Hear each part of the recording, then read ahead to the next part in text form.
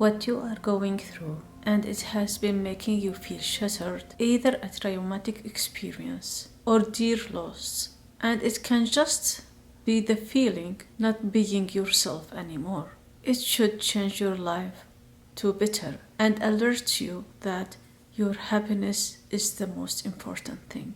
To anyone having through a tough time during their grad school and research career development, feeling desperate, devastating, and feeling lost, I am sincerely sorry to what you have to be through it, and I feel what you have been through. Hi, my name is Hannah Hagami. The topic of today's episode is very important for me to talk about it because when I started, especially during the last year of my bachelor's degree and sometimes during my master's, feeling kind of depressed, lost, with high stress and pressure from the society around me and from the research community in different labs I have joined and worked, even if it's briefly, made me feel in some point that I cannot recognize either myself or the place where I am going to is not the place I was expecting. Although I know deeply inside myself I love research, I really want to be a scientist and working hard for it. It was difficult that you see so many graduate students and even undergrad when they do their graduation thesis or their honor project that they feel similar to what I'm feeling, but no one really want to talk about it. And when I searched online to read some resources, if that's normal, how should I do? A lot of articles at that time, they are talking it is commonly to have this kind of feeling and going through depression during the thesis submission and research project progression. But there are very limited resources and there is a very few number of people who talk about their experience and how they could overcome that. Yes, everybody's experience is different and my own experience also is different. When I compare it to my colleagues, which some of them have been through also difficulties when sometimes where they had to ask for some mental assistance during their studies. When I decided to move forward for my decision to build a research career, I found myself alone. Really nobody around me was supporting me to go through this path from family and friends. And even the people who wanted to support me and they were so happy for me to get accepted for a master's program to start a research career, they didn't know really what that meant and how difficult it is to develop a research career. One of the most difficult careers, in my opinion, is to work in research. It is exhausting because you keep thinking almost all the time, even when you are sleeping in your dream. And when your life is not easy, you experience the death of dear family members. When you are far and you cannot be near there and you know these people, you will never see them again and you couldn't even go to say goodbye for their funeral. And in some points, I wanted to develop my own family, have my own children, and I was alone when I was giving birth. It was difficult, especially when you are an international student and you do your studies in a country is not your country and in the language that is not your mother language. The ambiances where I worked, they were not optimal for someone going through very difficult situations without respecting my challenge and adding even more challenge to my own. I found myself, I had to run back to my PhD with a newborn because I know if I stayed 2 or 3 months more, my PhD project will go for someone else. If I became a little bit late or far for my PhD studies, although I had the right to have a maternity leave for a couple of months, but I know that if I give myself a very long break, I may forget what I have been through because giving birth with preeclampsia, feeling mentally not well, it didn't make it easy to decide what is really right for me. I just wanted to finish my PhD. I wanted to go to my comprehensive exam and be a candidate as soon as possible. And I found myself, I'm in that cycle and I'm not taking care of myself. I became sleepless, feeling grief, feeling high stress all the time, not only maintaining my research project and a life as a new mother, But also I had to maintain my relationship with my supervisor, with the whole program. After these long years of being under high chronic stress, although I have graduated a little bit more than 1 year ago, within the first year of graduation, I found myself, I'm still in that stress. I was so happy, so proud that I graduated, but the stress hormones used to be high in my body. And I keep stressing about everything. I cannot sleep. Even if I want to sleep, my mental health improved sometimes, but later it became worse again. I realized that I built a lot of bad habits toward myself, care toward how I have to live a happy life and how researcher life should be good life as any person who wants to develop any kind of career. It's about the quality of living. It doesn't matter how challenging it is, but it matters that to have a respectful good life. Then I realized after trying to make myself calmer and bring myself back, because I was so happy person, I was so active, and I think I'm still active, but I had a very light soul, which I lost sometimes. I don't know where my light soul have been. I have to search for it. Like, I just wanted me be back. You know, the grief I have been through, the chronic stress I have been through during my grad school really changed my life perspectives in a good way. To understand people who has been through difficulties, even if they match mine or they don't match, I started being more understanding person. I reached to the point where I felt like I'm wise enough to listen to people even if they don't talk, even if they don't say anything. I really understand them. They're challenged, what they really need to make them feel better and have a quality sleep, less stress, even give them a small smile. They can feel that other people, they care about them. They feel appreciated. One of the very good things, actually, it was one of the main things that made me go through all these difficulties successfully and I could finish my program. It was that I am really a hopeful person. I really live hopefully. Like, however difficult the situation I have been through, I always had the strength to go through it. Even when I reach to a point that I feel really I cannot make it and I need a moment to breathe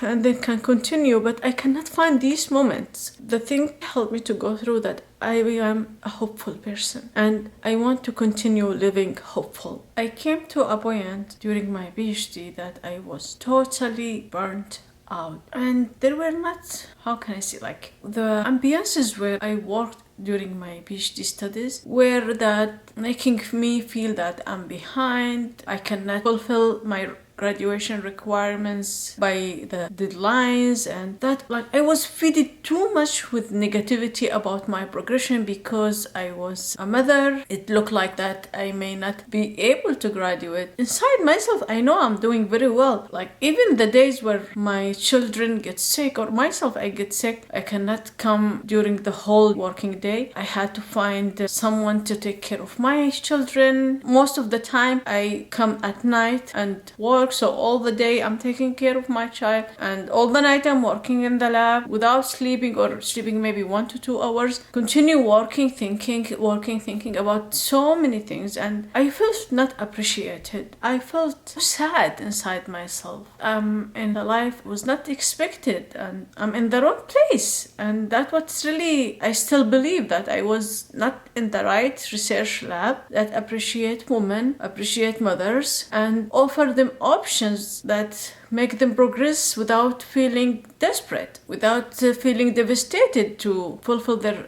graduation requirements. And so I came to a point that I understood very well that I don't have to chase, I don't have to fight for my right, I just say it. And sometimes, like, I went to a point where I felt I was really burnt out and I really need my annual leave, the annual 15 days vacation that I deserve as any graduate student, and I was not allowed for different rationale that I take several days off to take care of my sick child, and if I take my annual leave that make me even more behind, and things, they did not make sense to me, and I was in a way or another pushed. The last 3 years of my PhD, none of them I took my annual vacation. So when you go through grad school and you go through harshness, you need to believe in yourself the most. You need to know and believe that deeply inside you that you deserve to change your life. You deserve the best change and readjust to all the change going in your life for yourself and your living. I don't want the contents in this video to be exhaustive and overwhelming. I just want you to know that the most important thing that helped me to overcome the harshness of my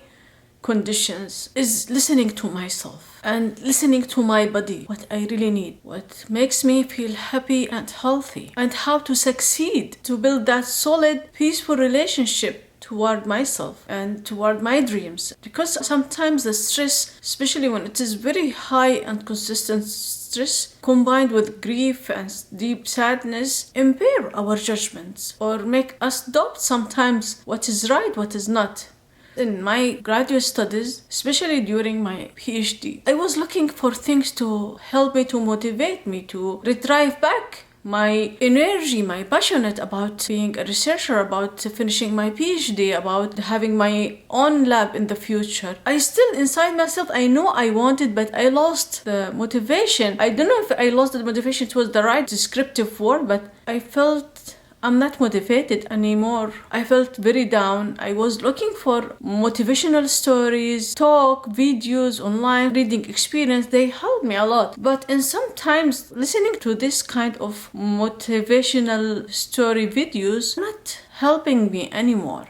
By time, I said, okay, Hannah, no way. You shouldn't allow sadness eat you from inside. Chronic stress damage you any further. You are, Hannah, abandoning yourself. And that shouldn't be. Either you became a mother or you stayed with no children, whatever it is. Like, especially when I looked for some of my friends and research colleagues in research field, some of them, they have been through an easy research career development and they had through it so happily, and they really could find what satisfied them in terms of having good quality life and good quality research career development experience. So it shouldn't be that hard. We need to change the way how people look at research. I found in some labs, they really have respectful lab ambiances. They are starting from the leaders of the labs and how they make you learn research in the smoothest way possible. And I saw some of my friends, they are very good graduate students and researchers who also had difficulties in their research labs and during their PhD studies or research career development, and they did not have the exact of my challenge, but they had difficult time and very challenging experiences during their grad school and research career development. Look, Hannah, there is a high social stress in this field, in some labs. I'm not generalizing, but in some labs. And if you are in these kind of labs, you need to know that research career is not about the image, if that image will destroy your life quality. Some of the very important things that helped me to recover from the chronic stress and grief I experienced during my grad school and research career development, that I know that I can, and I made the transitioning in my life, renew the way how I'm looking to things, bring new things to my life, like new routines, new habits. They are good, and maybe I lost them, maybe I already have them, but I started looking at them from different view, a different perspective, and that enhanced the dopamine in my life, and that enhanced my passion about research career and having a quality life. That makes me smile again, that makes me feel I'm alive. And when I reach to the serotonin that make me feel peace, feeling happy inside my soul, then I find the new things to help me more and more. I really wanted to heal. I really wanted to have a quality life. This strong desire enhanced me to better living. Even if what disappoint me keep happening and repeating, I try to my best to keep myself out of that disappointing cycle. I decided to not just tell directly what I want, but also not to fight hardly for it. I just say it calmly and leave it for people who made mistakes to think how to resolve it. If they don't want to resolve it, then they have to take the consequences of their fault. There are peoples, you know, that they die, you cannot see them anymore. Or you lost people, but they are still alive. Make me think I should shift my way to think, the way how I feel, the way how to express my thought and my feeling, that I just try to forget and not keeping things run in my brain, and the negative thoughts keep stuffed inside myself, because I decided to go away from negative people as far as possible and not to be in contact with them, which helped me so much to recover and to see better how even I can solve a consistent problem, or a problem that can last for long to deal with, and only the time until graduation will help me to go through that better and make the joy of life is the focus of my research career. So live the dream of your life as a researcher in the simplest way possible. Make that small change to your mental and physical health benefits until these small changes became a second nature, and build up gradually your good habits. Stack your habits and thoughts to be a part of your daily life. From the things that helped me to grow through grief and chronic stress, becoming in a close relationship to nature. And know very well, the best gift you give it to yourself is a good sleep every night possible. Invest in your eating habits and hydration. A lot of graduate students, especially international students, eat the wrong portion due to stress and anxiety and being frequently fatigued and sleepless. Also, being abroad, far from home, make us desire to eat and reach to that satisfaction of the taste of the food that we used to eat in our countries, and that lead to eating too frequent and too big portion and being exhausted.